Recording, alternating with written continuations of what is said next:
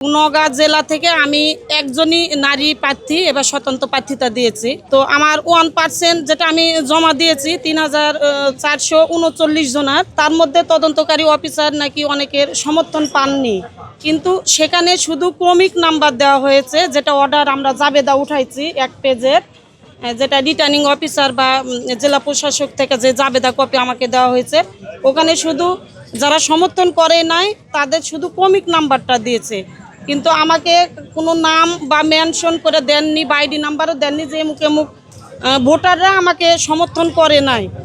এবং সেখানে কে তদন্ত অফিসার ছিল সেখানে কিন্তু অফিসারের কোনো নামও দেওয়া নেই, যে এই 10 জন যে আমাকে সমর্থন করেন 8 জন তাদের হচ্ছে কে তদন্ত অফিসার তার নামও ওখানে জাবেদাতে ম্যান্ডেট করেনি, শুধু ক্রমিক নাম্বার দিয়ে আমাকে জাবেদা কপি দিয়েছে। ওটা সহকারে হাইকোর্টের অ্যাডভোকেট নিয়ে আজকে আমি আপিল করতেছি। এখন তো আমি স্বতন্ত্র প্রার্থী, এখন তো আমি বর্তমানে রিজেক্ট বা বাতিল, এখন নির্বাচনের প্রক্রিয়া তো আমি তো ওইভাবে এখনো যাই না। আমি মাঠ করেছি, চাপ অনুভব, আমি এর আগে মাঠ করতে যাই একটু হালকা পাতলা একটু চাপ দিয়েছে, ভদ্রভাবে ওইভাবে ঝামেলা করেন নাই আমার মান্দা উপজেলায়। নারী হিসাবে আমার বিষয়ে আমাকে একটু একটু চাপ দিয়েছিল আমাদের বিএনপির নেতাকর্মীরা, যখন ওখানে নমিনেশন উঠাতে যায় আমার মান্দা উপজেলায় রিটার্নিং অফিসারের কাছে, তখন একটু করে চাপ দিয়েছিল। তারপর ওখানে আমি না উঠে আমি একবারে নওগাঁ জেলাতেই গিয়ে ডিসি সাহেবের ওখানে আমি রিটার্নিংটা এটা জমা দিয়েছি আমার নমিনেশন, যে ওখানে কোনো ঝামেলা বা কিছু না হয় এটাকে এড়ানোর জন্য আমি নওগাঁ জেলাতেই দিয়েছি, ডাইরেক্ট ডিসি স্যারের আন্ডারে এটা আমি আবেদন করেছি। আর মনোবল হতে হয় স্পাত-দৃঢ়। জেরুজালেম 25 বছরের পথ চলায় নিরাপদে রাখার প্রত্যয়ে। প্রথম পৃষ্ঠায় যে প্রস্তাবকারীর স্বাক্ষর আছে শুধু স্বাক্ষরটা হয়নি, আর সব ঠিক আছে, শুধু স্বাক্ষরটা না হওয়ার কারণে ডিসি মহোদয় বললেন আপনারা আপিল করেন।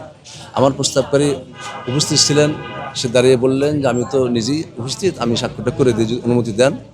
অনুমতি দেননি উনি বললেন আপিল করেন। এই আপিল করার জন্য আজকে এসেছি। মাঠের পর্যায়ে ভালো, মাঠের অবস্থা ভালো, এলাকার লোকজন অনেক সাড়া দিয়েছেন আলহামদুলিল্লাহ।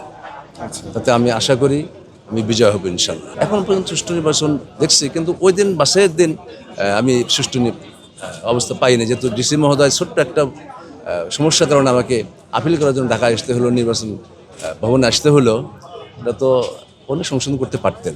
এছাড়া যে সমস্ত সমস্যা যা আছে, এখনও সমস্যা আমার এলাকায় হয়নি, আশা করি না হওয়ার সম্ভাবনাই বেশি। প্রশাসন এখনও ভালো আছে, তো আমরা চাচ্ছি যে আরও সুন্দর হোক, আরও গতিশীল হোক, বিশেষ করে নির্বাচনের সুষ্ঠু পরিবেশ, মানুষ সুষ্ঠুভাবে আসতে পারে, মতামত দিতে পারে, ভোট দিতে পারে, সেই পরিবেশ জন্য থাকে। আইন শৃঙ্খলা বাহিনীর যে পদক্ষেপ আরও সক্রিয় হওয়া দরকার, এটা আমাদের আবেদন সরকারের কাছে।